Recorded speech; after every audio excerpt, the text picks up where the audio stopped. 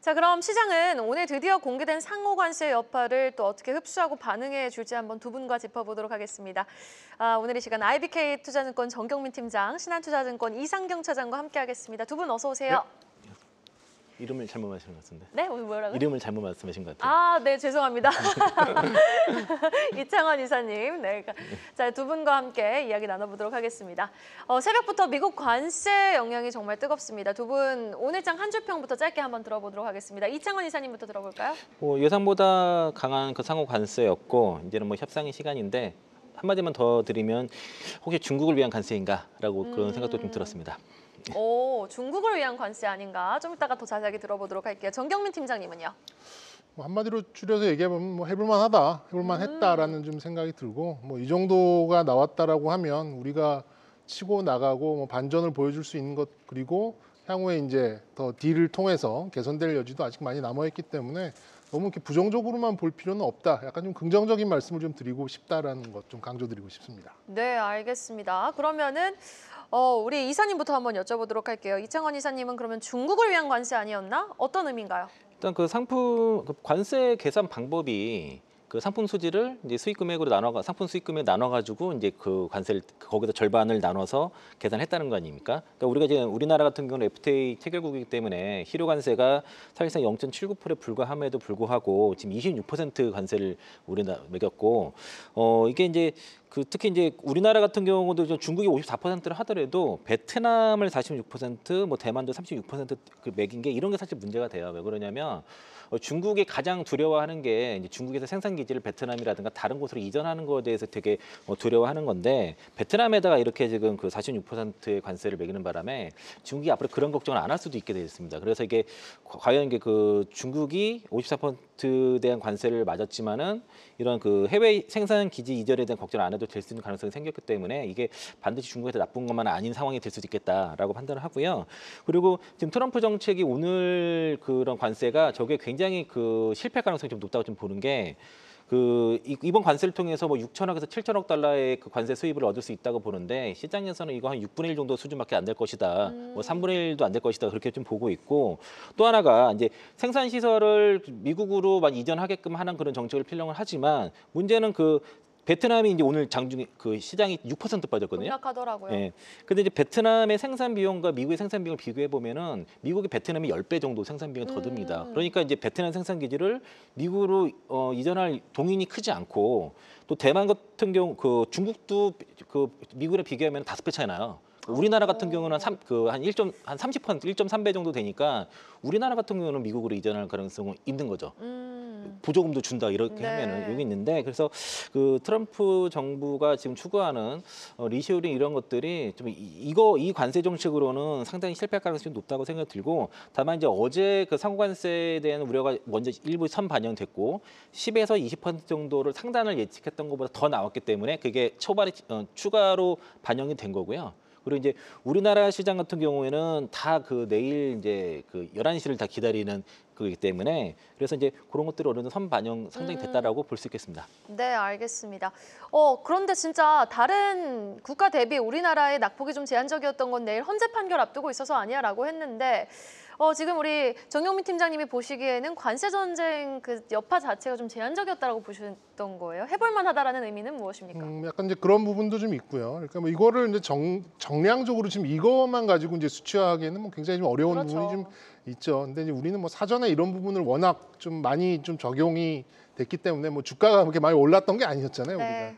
우리 시장 상당히 좀 어느 정도 준비를 해왔다라고 좀 봐지고 그보다는 이제 우리가 자율 반등이 가능한 이제 PBR 부분에서 이제 하회하는 것들도 있었기 때문에 자율 반등이 충분히 가능한 이제 그런 위치에 있을 수도 있다라는 생각이 좀 들었고요.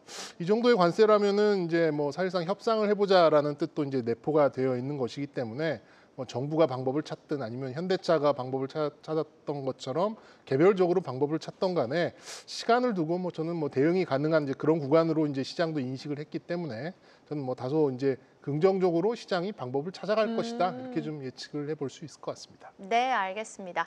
자, 그런데요. 가장 속이 타는 곳은 사실 현대차 그룹이 아닐까도 싶습니다. 최근 역대급의 대미 투자 규모를 밝히고도 관세 타격은 또 그대로 받고 있는 상황인데 현대차와 기아 그래도 오늘 주가 돌려 세우는 흐름을 발휘해줬거든요. 지금 주가 향후 전망 어떻게 보시는지 이창원 이사님께 여쭤볼게요.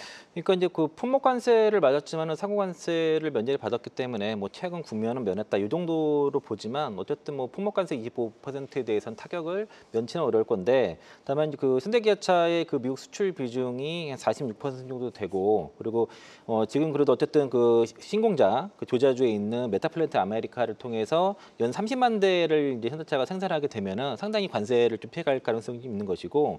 현재 기준으로는 KB증권에서 분석한 거로는 현대차가 이런 관세 여파로 연간 영업이익이 그 3조 4천억, 그 기아가 2조 3천억에 달할 것으로 예상하는데 그 메타플랜트에서 이제 30만 대 생산이 된다고 했을 때는 뭐 그 영업이익 감소가 현대차 1조, 기아 9천억 정도로 상당히 많이 감소가 될 것이고 그리고 현대차가 향후에 이제 연간 130만 대를 이제 미국에서 생산을 목표로 하고 있기 때문에 전체 이제 수출 그 수출 물량이 170만 대로 보면은 뭐 한 40만 대 정도, 많게는 한 50만 대 정도만 관세 영향이 있고 나머지들은 준비를 많이 했기 때문에 좀 피해가 좀 덜할 것이다로 볼 수 있겠고요. 또 이제 미국 공장 같은 경우는 워낙 지금 자동화 잘 돼 있고 AI 기반이라든가 자율주행 로봇 등이 활용이 돼서 생산성이 좀 높기 때문에 이제 이런 계획대로 된다고 했을 때는 관세 피해는 상당히 줄어들 것이다. 그리고 현대차 그룹이 생각보다 여기에 대해서 준비를 잘했고 현대모비스라든가 뭐 글로비스, 현대제철, 현대트랜시스 등의 계열사들이 다 공장 부지에 다 들어갔기 때문에 현대차는 너무 걱정할 필요는 없다라고 볼 수 있겠습니다. 네, 그걸 방증하듯 오늘 또 주가 흐름도 양봉으로 모두 전환하는 흐름이 나왔는데 부품주도 좀 걱정 덜어놔도 될까요? 어떻게 보세요? 그러니까 현대 완성차 기업들과 그 부품주들은 거의 주가 동행을 해요. 그리고 그래서 이제 그 부품주들도 PER이 낮은 이유도 그런 것이고 어쨌든 간에 그 자동차와 자동차 부품주 주요 부품에 대해서도 일단 관세 발효가 됐습니다. 25%된 관세 발효가 이제 그 3일 정식 발효가 됐고 상관세 면제가 됐죠. 그리고 이제 이런 그 부품주 만약에 투자하신다고 하시면은 그냥 일반적인 그 자동차에 들어가는 부품주를 투자하시면 안 되고요. 네. 좀 차별성 있는 걸 봐야 되고 시장의 트렌드를 보면 미국에서 지금 가장 빠르게 성장하는 섹터가 산업이 지금 그 GM이라든가 현대차가 하고 있는 게 자율주행 섹터고 또 모셔널이라든가 그 이제 그 구글 쪽에서도 좀 자율주행 사업을 하고 있는데 그게 좀 빠르게 특히 이제 자율주행 택시 쪽이 빠르게 성장하고 있거든요. 그러니까 그쪽으로 부품을 개발하고 하는 쪽, 특히 이제 많이 쓰는 쪽이 이제 그 열 영상 센서라든가 모듈 카메라 쪽이거든요. 그쪽에 있는 기업들 좀 보시고 그리고 자동차 부품 쪽으로 하면서 방산 쪽을 같이 하는 기업들이 있어요. 부품 중에서도 그런 기업들은 투자가 좀 유명하다 지금 그런 상황에서도. 그래서 대표적으로 이런 거를 크로스를 체크해 보니까 그 엣지파운드리라는 회사가 좀 크로스로 체크가 됐고요. 엣지파운드리요? 네, 이 회사가 이제 최근에 이제 하나 시스템과의 그 조인트 벤처를 갖고 있던 하나 인텔리전스를 인수를 했습니다. 그래서 이제 그 하나 시스템의 사업을 거기다 이 회사가 그 물려받게 됐고 저기에서 열 영상 센서랑 열 영상 카메라 모듈 생산을 하고 있고 하나 시스템을 통해서 방산 산업을 진출했고 현대차와 GM의 자율주행 사업에 필요한 그 센서랑 모듈을 지금 개발하고 있습니다. 그래서 이제 향후에 이제 그 현대차와 GM이 이제 미국 시장에서의 자율주행 택시 사업이 잘 됐을 때 동사가 최대 수혜가 될 수 있다라고 볼 수 있겠습니다. 네, 알겠습니다. 자, 그렇다면 우리 자동차 부품 쪽 짚어봤고 반도체 이야기도 한번 나눠보도록 하겠습니다. 반도체는 물론 오늘 상호관세 대상에서는 좀 제외가 됐지만 칩스법 폐지에 따른 우려 그리고 품목별 관세 부과 리스크는 여전하거든요. 그런데 관세가 부과가 되더라도 반도체 산업 타격은 그렇게 크지 않을 거라고 하는데 그 이유는 무엇일까요? 이것도 좀 지켜봐야 될 일이긴 해요. 근데 이제 네. 일단 오늘 표면적으로는 이제 반도체가 상당히 좀 선방을 한 부분이 좀 있기는 있어요. 그러니까 반도체 관세가 발표 직후된 이후에 이제 미국이 자기들은 이제 꼭 필요한데 자신들한테 없는 뭐 자원이나 뭐 소재 부품 뭐 이런 것들에 대해서는 관세를 좀 부과하지 이제 않기로 좀 했었는데요. 뭐 반도체, 뭐 의약품, 철강, 구리, 뭐 목재, 금 뭐 이런 것들 뭐 이건 이제 관세를 매겨버리면 자신들이 이제 인플레이션을 그만큼 이제 곧장 두들겨 맞을 수밖에 없는 이제 그런 것들에 대해서는 뭐 당연한 조치가 아니었나라는 생각이 좀 들고요. 반도체는 이제 한국과 대만 모두 이제 바이든 정부 시절까지 이제 올라가서 좀 생각을 해봐야 되는데 미국에 이제 막대한 투자를 이미 뭐 이렇게 해놓은 그런 선제적으로 해놓은 그런 상태였고 보조금이라는 이제 그런 이제 유인책에 이제 끌려서 이제 가게 됐는데 생산 능력 특히나 약간 이제 첨단 반도체 그쪽 생산을 거의 이제 미국 쪽에서 이제 두기로 했기 때문에 관세에는 큰 영향은 없었죠. 다만 이 보조금에 대한 말씀해 주셨던 이제 칩스법의 이제 그런 영향이 향후에 어떻게 적용이 될 것이냐 이제 이런 불확실성은 좀 남아 있다 이렇게 보면 될 것 같고요. 반도체가 뭐 영향이 아예 없을 수는 없는 게 우리가 뭐 돈 벌었다고 각각 우리 집에 뭐 반도체만 이렇게 쌓아두고 있는 건 아니잖아요. 반도체라는 게 그 자체의 수요나 이런 통관도 있을 뿐더러 이 대부분 이제 뭐 서버, 디바이스, 자동차 이렇게 안에 들어가 있는 거기 때문에 반도체만 따로 떼어서 이제 생각할 수 있는 부분도 있고 이제 완제품, 디바이스로 이제 따로 떼어서 이제 볼 부분이 있겠는데요. 이런 이제 완제품에 들어가는 경우에는 전방위 산업이 위축될 경우에는 당연히 이제 반도체도 좀 위축이 될 수밖에 없는 이제 그런 상황이다 보니까 어느 정도 피해는 있을 수밖에 없는 그런 부분을 생각을 해야 된다라는 것도 한 가지 우리가 좀 이렇게 염두를 해둬야 되는 부분이 아닌가 이렇게 좀 말씀드리고 싶습니다. 그런데요, 이 와중에 지금 메모리 가격 개선에 대한 목소리가 나오면서 다음 주에 있을 잠정 실적 발표도 주목하고 있잖아요. 네. 과연 2분기 컨센 좀 제대로 잘 나올 수 있을까라는 기대감이 형성되어 있는 시점에서 반도체주 투자 전략 단기, 장기로 좀 나눠서 제시해 주신다. 뭐 개인적으로 좀 기대를 하고 있습니다. 네. 일단 단기적으로 봤을 때는 소부장보다는 이제 빅2 대형주 위주로 좀 가시는 게 좀 유효하다라고 말씀드리고 싶고요. 이제 레거시 위주가 조금 더 이제 HBM보다는 조금 유리한 구석이 있다 이렇게 먼저 말씀드려보도록 하겠습니다. 네. 일단 이제 대형주를 선호합니다만 뭐 빅2 아니더라도 밸류체인 최상단 종목 정도라면은 뭐 나쁘지 않을 것 같다라는 생각. 그러니까 이 정도 좀 압축이 필요하다라는 거 먼저 좀 말씀드려보도록 하겠고요. 단편적으로 이제 D램 가격이 오르고 뭐 랜드 가격이 오른다 그래가지고 무작정 예전 이제 이런 반도체 레거시 호황기처럼 막 소부장이 다 움직이는 게 아니잖아요. 지금은 말 그대로 공급량 조절을 통해서 이제 정상화, 일정 수준의 재고 확보 이런 것들을 통해서 이제 가격이 움직이는 거기 때문에 생산량이 예전처럼 많지 않습니다. 그렇게 본다면 그냥 지금 최앞단에서 생산을 하고 있는 SK하이닉스랑 삼성전자에만 일부 좀 수혜가 될 뿐 생산량은 예전처럼 그렇게 많지 않기 때문에 소부장들의 뭐 실적 개선이나 뭐 모멘텀이나 이런 거는 확실히 예전만은 못할 것 같고요. 좀 중장기적인, 좀 긴 호흡으로 좀 들어가 보신다라고 한다면 저는 이제 삼성전자의 이제 HBM 밸류 체인 그리고 온디바이스 AI 밸류 체인을 이렇게 천천히 좀 보셔야 되는데 이게 이렇게 급하게 보실 필요는 전혀 없는 부분일 것 같아요. 아직까지는. 근데 이제 특히나 이제 온디바이스 AI 같은 경우에는 뭐 로봇, 드론 이런 모빌리티까지도 연동이 되는 부분이 있는데 지금 이렇게 관세 때문에 이렇게 어지러운 부분에서 굳이 뭐 지금 이렇게 급하게 생각을 하실 필요까지는 없어 보이긴 합니다만 그래도 긴 호흡에서 반도체를 보신다면 온디바이스 AI까지 이제 염두를 하시는 이제 그런 흐름도 좀 필요한 부분도 있지 않나라는 생각이 들고요. 그렇게 본다면 뭐 리노공업 정도가 좀 어울리는 종목이 되지 않을까 말씀드려보도록 하겠습니다. 네, 알겠습니다. 소부장보다는 대형주 그리고 HBM 고사양 같은 쪽보다는 레거시를 좀 집중해 보되 긴 호흡으로는 리노공업 같은 종목도 관심 가져볼 만하다라고 정리해 주셨습니다. 자, 그런데요. 오늘 이렇게 관세 발표 이후에도 여전히 수혜업종으로 꼽히는 건 엔터, 방산, 조선 그리고 한화그룹주였습니다. 두 분이 생각하시기엔 어떤 섹터가 그래도 관세 타격에 대해서 피난처로 부각받을 수 있을지 또 가장 좀 피해를 받을지 나눠서 좀 설명을 해주신다면 먼저 우리 이창원 이사님은 어떻게 보십니까? 뭐 연초부터 계속 강조드렸던 섹터는 엔터주였으니까 그 엔터주와 그러니까 오늘 올라간 섹터를 보시면 바이오 섹터 좋았고 엔터주 좋았고 그리고 이제 뭐 거기 이제 그런 상호관세 비교적 양원 섹터가 바이오 엔터니까 그쪽 괜찮을 것 같고요.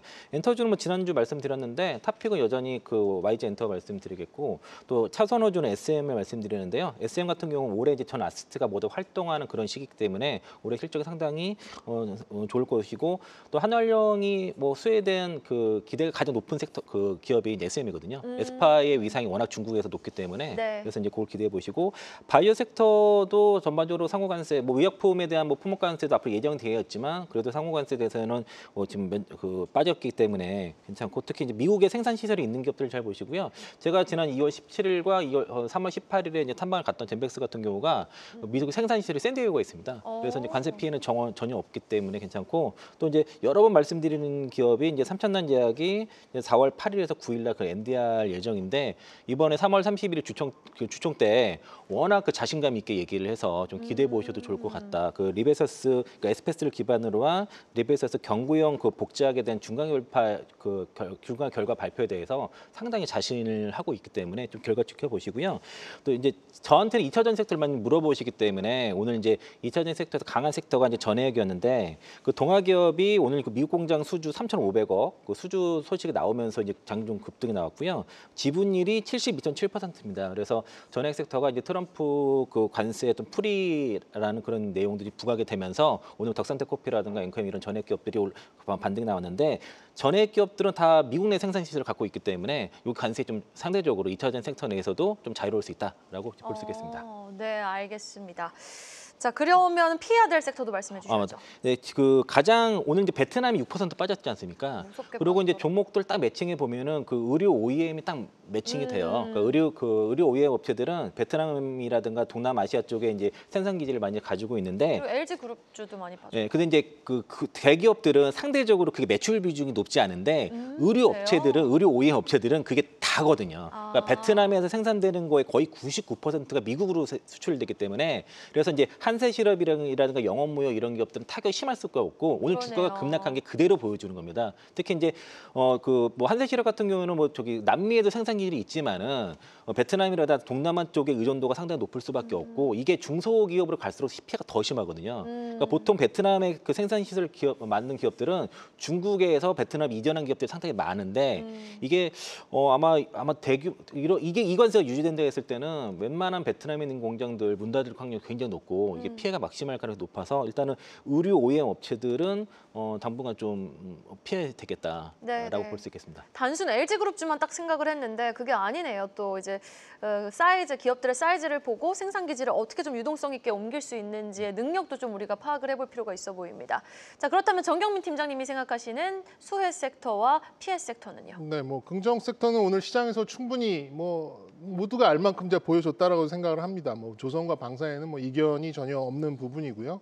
뭐 KDX 진통은 있습니다만 뭐 HD 현대중공업이나 또 3개국의 130대 FA50 수출에 대해서 이제 조금 계약을 앞두고 있는 카이, 그러니까 한국항공우주 정도가 이제 가장 앞단에 있는 종목이라 개인적인 이제 탑픽 종목이라 생각을 하고 대형 바이오 제약도 좋습니다만 저는 이제 한한령 해제에 따라서 이제 인바운드 수요, 그러니까 뭐 중국의 어떤 내방객들 그리고 오늘 엔화도 굉장히 급등을 했죠. 거의 이제 1,000원 언저리까지 올라왔는데 그렇게 되면은 이제 일본에서 한국으로 넘어오는 이제 관광객들의 구매력이 그만큼 예전에 비해서는 좀 높아졌다라고 좀 볼 수가 있겠죠. 그렇게 본다면은 이제 최근에 급증하고 있는 소위 시술 투어에 대해서 굉장히 좀 우리 뷰티 산업이 굉장히 르네상스를 맞고 있다. 뭐 뉴스에서도 한 번씩은 좀 보셨을 것 같아요. 그래서 좀 해당 종목들이 지금 공장에 쉴 틈이 없다. 뭐 이런 좀 뉴스도 좀 들려오고 있습니다. 뭐 보톡스, 필러, 각종 미용 의료 시술 가능한 그런 제품들,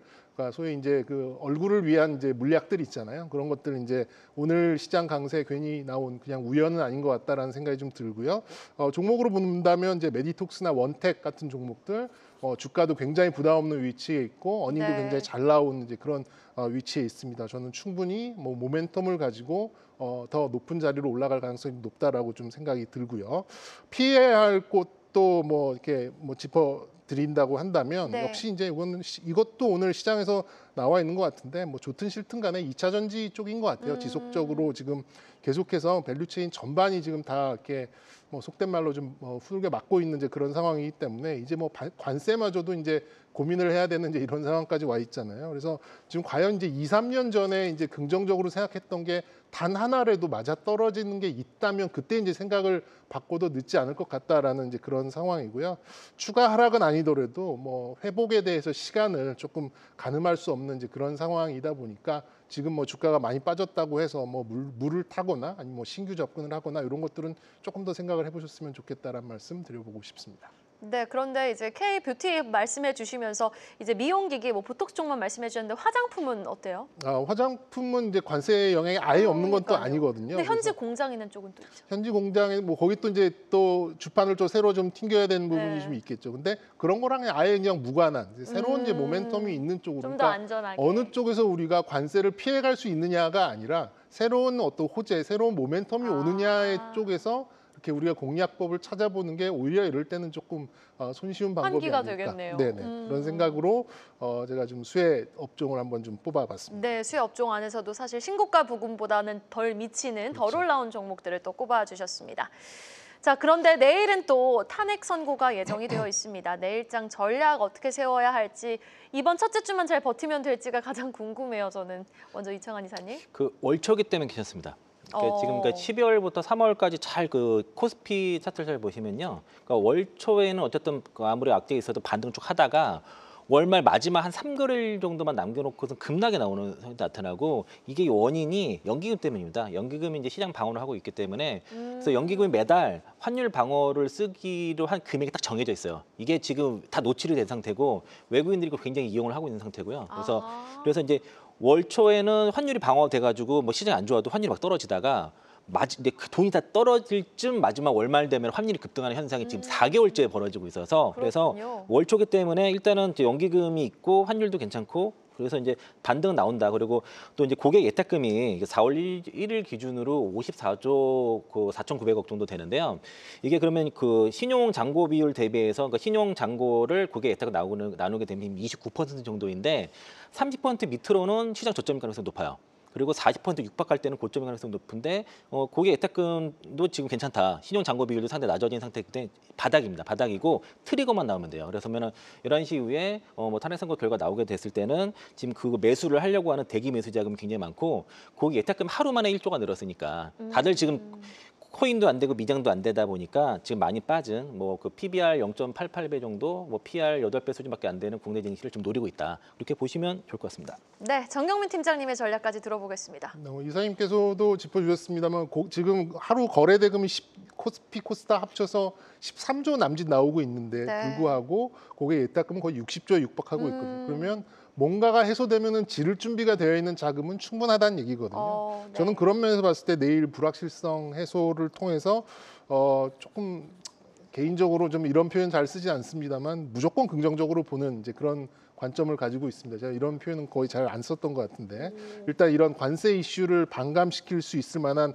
단기 이슈는 저는 충분히 될 수 있다라고 좀 생각을 하고 있고요. 당연히 이제 지수 최상단으로부터의 강세가 나올 가능성이 좀 높아 보인다 이렇게 보여지고 말씀드렸듯이 악재를 피해가는 종목을 찾기보다는 새로운 모멘텀이 오는 종목에서 어떤 기회를 찾는 게 저는 훨씬 더 이롭지 않을까라는 생각이 듭니다. 깔끔하겠네요. 예, 그게 훨씬 더 깔끔하고 주가도 훨씬 아랫부분에 있기 때문에 부담도 없고 그렇기 때문에 대응하시기에 훨씬 좋을 것 같아요. 그렇게 본다면 역시 한한령 해제 관련돼서 뷰티 미용 또 뭐 엔터, 컨텐츠 이런 쪽이 중기적인 트레이딩도 훨씬 유효한 그런 전략이 될 수 있겠다는 말씀 드려보도록 하겠습니다. 네, 지금까지 이창환 이사님, 정경민 팀장님과 함께 이야기 나눠봤습니다. 오늘 두 분 정말 수고 많으셨습니다. 네.